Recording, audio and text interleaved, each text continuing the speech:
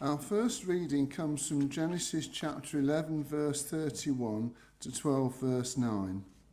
Terah took his son Abram, his grandson Lot, son of Haran, and his daughter-in-law Sarai, the wife of his son Abram, and together they set out from Ur of the Chaldeans to go to Canaan.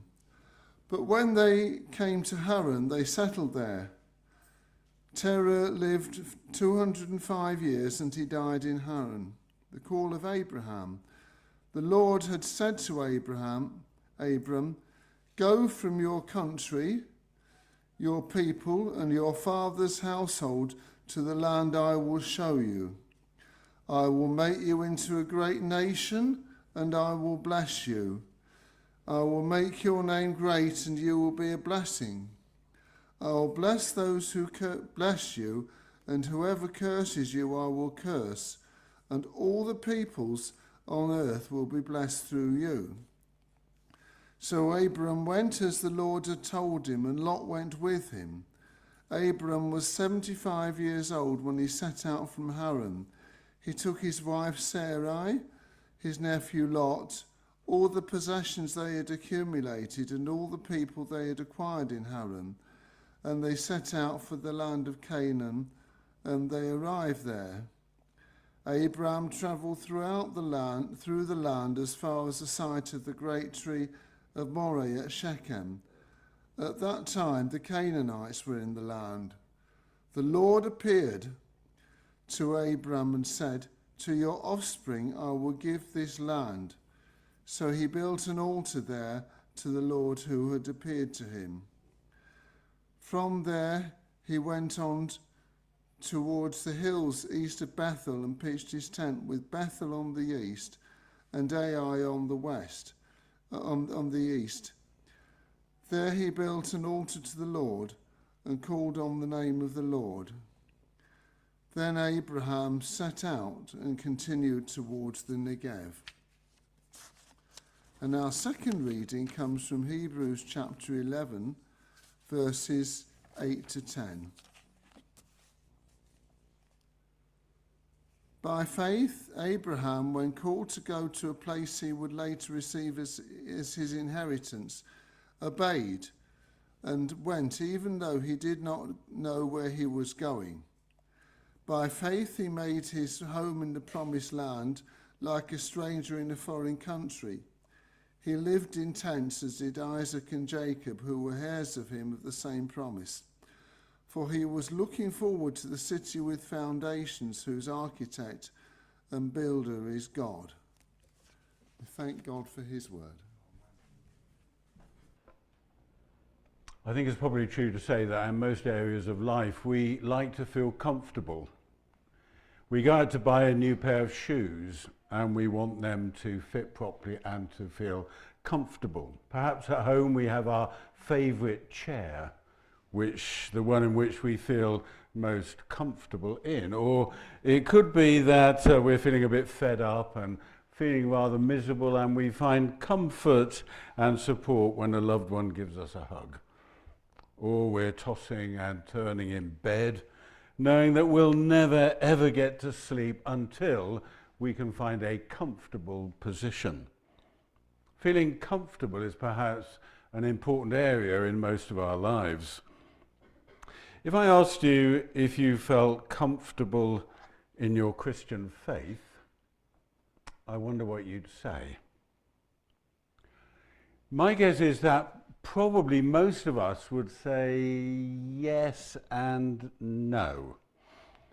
There are times when we feel a very deep sense of being comfortable in our faith. We know that we are eternally held in the care of God. We rejoice in the death and resurrection of Jesus Christ. We see answers to prayer. We enjoy fellowship with other believers. However, I guess that there are also times when our faith feels deeply uncomfortable. Maybe we're in the middle of a difficult situation and we cannot sense any good way to go forward. We have prayed and prayed, but nothing seems to change. We really want to witness to our friends, but we feel uncomfortable doing so. And of course there are those times when we feel as if God is calling us into something about which we feel very inadequate and we feel uncomfortable about it. So this morning we're going to be thinking about our last hero of faith in Hebrews 11, and I've chosen to look at Abraham. He's mentioned actually a great deal, of course, in Hebrews chapter 11, but I want to focus on the incident that David read to us, referred to in Hebrews 11 verses 8 to 10, and also stated in Genesis 11 verse 31 through to chapter 12 verse 9. This is an occasion when Abraham is called by God to face something extremely uncomfortable. When in obedience to God, he goes on a difficult and a risky journey. I've entitled the sermon today, Abraham, a man who moved out of his comfort zone. And I'd like to think with you about how God used and held Abraham in his uncomfortable situation, and how God can help us when we feel uncomfortable in our faith. So the first point I want to make is to see the dramatic in the ordinary. This map shows the route that Abraham was called upon to take. It began in Ur of the Chaldees, and it moved on up and down into Canaan. Now archaeologists tell us that at this time in ancient history there were a great number of people who roamed all over the ancient world. They followed the great caravan routes in the ancient world. Life was hard. People would move on looking for more favorable surroundings. And it would seem that Abraham came from this kind of community, a family of ancient wanderers. Genesis 11 verses 31 and 2 describe how Abraham's father, a man called Terah, took his family out of a place called Ur with the intention of settling in Canaan. I think I've gone on a bit too far in that, if you don't mind going back to the first slide. That's great, thank you. His father Terah took his family out of a place called Ur, and he only got as far as Haran, and he stopped there. These then were a nomadic, a wandering group of people. Interestingly, they were known in the ancient world as the Haberi.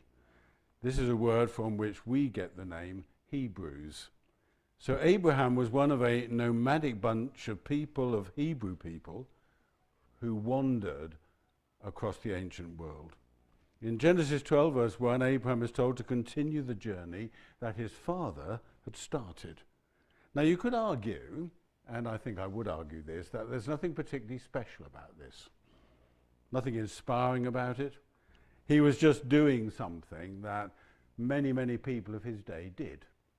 A man called Ronald Wallace has written this: "Who could possibly have imagined that here among the carts and the cash and the bargaining and the animal breeding and the caravanning, God was beginning a work of glory that was to be fully revealed and completed in Jesus Christ?" And he continues, "No divinely printed placards were raised around them. No angelic choir appeared. Nothing registered on the surface of human events to merit even a local press report. And yet, although this event looks so ordinary, it was actually one of the most important and earth-changing incidents in the history of the world. There are very few occasions, I suspect, which have as much importance and as much impact on the world as this event. This was to start a chain of events that would lead to Abraham becoming the founder of a nation, and out of that nation would, as we know, come the Son of God, the Saviour of the world. And from that one person, Jesus Christ, the message would spread throughout the whole world. So today it embraces billions of people. And yet the beginning was so very, very ordinary. I think that one of the things that makes us feel perhaps uncomfortable in our faith is that it can seem to us, can't it, that what we do, what I do, is just so ordinary. We perhaps look at other people and what they seem able to do and to achieve seems much greater than what I can do. They have far more significant impact than anything that I could ever manage. However, Abraham shows to us that God can take the most ordinary acts and turn them into something very special indeed. I mean, what could be more ordinary than a baby called Moses lying in a basket in a river? And centuries later, what could be more ordinary than a baby Jesus lying in a manger?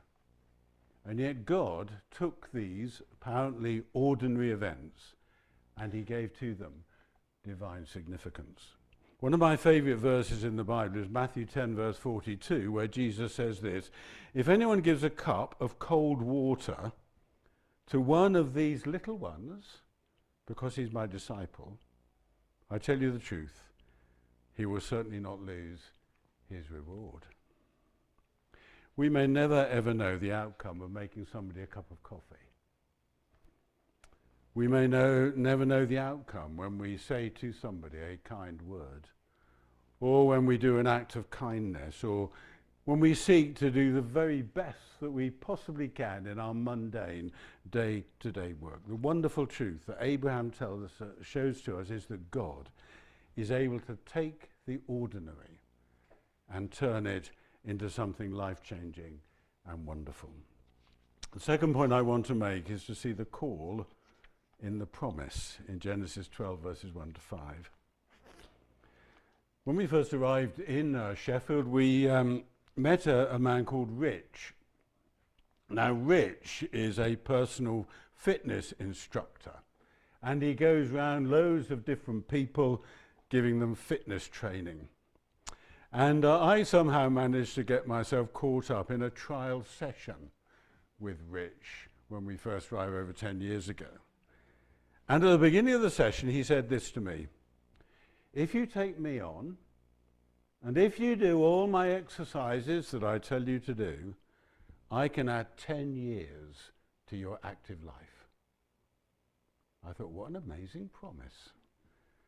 I'm not sure I believed him, but we did take him on. 10 years later, I'm still doing the exercises that he tells me to do. And I have to say, you probably all disagree with me, but I think it's made a difference to me. You see, what Rich was offering to us was something that was really demanding, but also very promising. The sessions that he prescribes are, I can assure you, very hard and totally exhausting.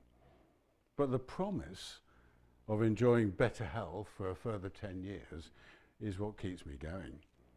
Now, this is exactly what we see in Genesis 12 verses 1 to 5. In verse 1, God lays out an immensely challenging and very difficult demand upon Abraham. It is something that goes through 3 phases of difficulty. First of all, leave your country. This wouldn't have been the easiest thing for Abraham to do, but it wasn't too bad. As I've already said, he came from a nomadic background. He was used to wandering around the ancient world, not too difficult. Second, leave your country, your people. Now, usually in the ancient world, tribes or people would migrate together as a massive group that supported and helped each other. So here, to leave your people behind was a much more challenging call. But harder still was to follow: leave your country, your people, and your father's household. So Abraham was called upon to leave not just his tribal group, but also his wider family. He was called upon to leave behind those who gave him a sense of security and belonging. Okay, Abraham, you leave them. A German Old Testament scholar called Gerhard von Rath has written that to expect a man of Abraham's day to break with his ancestral ties was, he puts it, to expect almost the impossible. Here then was an immensely challenging and very demanding call. But as we see in verses 2 and 3, it was actually accompanied by the most amazing promise. I will make you into a great nation, and I will bless you. I will make your name great, you will be a blessing. I will bless those who bless you, whoever curses you, I will curse. And, this is amazing, all peoples on earth will be blessed through you. Now for Abraham, this promise must have seemed totally far-fetched and ridiculous. We're told in Genesis 11 verse 30 that Sarah, his wife, was barren and they had no children. How could a man with a barren wife become a great nation? Later on in Genesis, we're told that Abraham and Sarah laughed at the thought that at their age they would have children. And then when eventually Isaac, their son, was born, they gave him the name Isaac, which interestingly means he laughed. I guess one of the things that makes us uncomfortable, certainly makes me feel uncomfortable, is when we feel that God is asking too much of us. He's calling us to move out of our comfort zone. We feel inadequate and unable to cope with what we believe is expected of us. At such times, I think it's really good to remember that with the challenges that God lays upon us come the promises of God.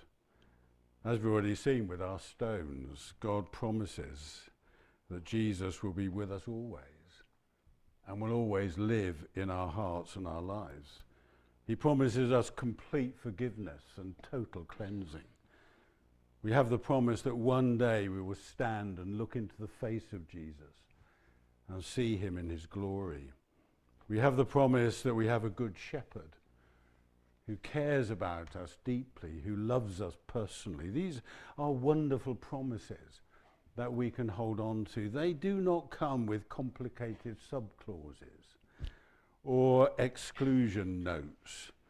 Like the promises made to Abraham, these promises are straightforward, but they are amazing. The third point I want you to notice here is what I've called the divine in the ungodly, in verses 6 to 9. In Genesis 12, verse 6, we read these words, Abram traveled through the land as far as the site of the great tree at Moreh at Shechem. At that time, the Canaanites were in the land. Now, these words indicate that Abraham, when he arrived in Shechem, came face to face with something very nasty. The Canaanites at the time, and this little comment, the Canaanites were in the land, is very telling. Because the Canaanites were a people who practiced extreme idolatry, immorality, horrible things, evil practices associated with the fertility cults of Canaanite worship. Indeed, historians tell us that Shechem was the place where paganism was at its strongest and its most arrogant. Abraham would have felt this to be an extremely alien place for him to arrive in. He would have found it very, very difficult to be there. For a man like Abraham, Shechem would have made him feel deeply and personally uncomfortable.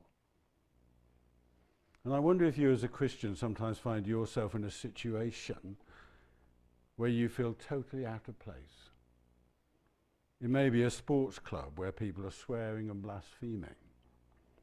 It could be a work situation where there is backbiting, rudeness, and people who don't seem to want to work anyway. It could be at a party where people are drunk and being sick and becoming aggressive. And as Christians, we need to be in these kind of situations. If we are going to be part of a community, then these things will happen to us, and it's not easy. And we can have every sympathy with Abraham, finding himself in Shechem, amongst the paganism, the idolatry, the immorality, the open obscenity of the Canaanites. And in the light of all this, I find the words of Genesis 12, verse 7, absolutely amazing and really wonderful. It simply says this in verse 7, the Lord appeared to Abram. The Lord appeared to Abram.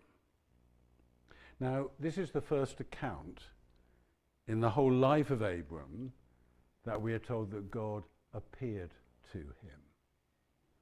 Up until this moment, we are told that God had spoken to Abram, but he had not appeared to him. Abram was in a dangerous, a strange, a difficult place, and God appeared to him. God showed that he was with him And God then reiterated the promise to Abraham. Verse 7, God said to your offspring, I will give this land. And in the light of that, Abram, we're told, built an altar. His altar was a bit like the stones that we were given today. It was a physical and visible reminder that God was with him. Even in that difficult place, God was there. And then in verses 8 to 9, he went and pitched a tent between Bethel and Ai, and once again he built an altar. Another physical reminder to him of God's promises and the presence of God with his people. Now, for all of us, there are times in our lives when God seems distant. I don't think any of us will have been through an occasion when we haven't found God feeling a bit remote. And we find ourselves probably or perhaps in a situation that makes us feel uncomfortable. As alluded to, it could be a difficult work environment. It might be an uncomfortable family situation. It could be that we're in a place where everybody seems hostile to our faith. And the question that comes into our minds, I guess, is God really to be found in this place? Can I believe that God is here with me while I'm here, surrounded by this? The truth that Abraham found in Shechem is something that we too can rely on, and that is that the God who we worship is willing to enter the darkest places that we find ourselves in. Abraham teaches us that God can be with us in the whole range of human experience and is there beside us in the most uncomfortable places that we find ourselves. Like Abraham, there are times in all our lives when we're called upon to face change, when we have to be willing to move out of our comfort zone, times when God seems to lead us into that which feels difficult and uncomfortable. It may be at work, it may be in our families, it may be in the church that we're feeling called upon to do things that we don't feel up to. And at these times I pray that we will recognize the things that Abraham found to be true and real as he faced the call of God to move out of his comfort zone. May we see the dramatic in the ordinary and believe that God can do great and wonderful things through seemingly day-to-day and ordinary events in our lives. May we recognize God's call in the promise and be willing to face the demands of taking up our cross, conscious that God's blessings are infinitely greater than the challenges we face. And may we see the divine hand of God even in the most ungodly places, knowing that God is with us even when all around us seems to deny his loving presence. May we, like Abraham, be willing to move out of our comfort zone. May we be inspired to serve, honor, and make Jesus known to the glory of his name. Amen.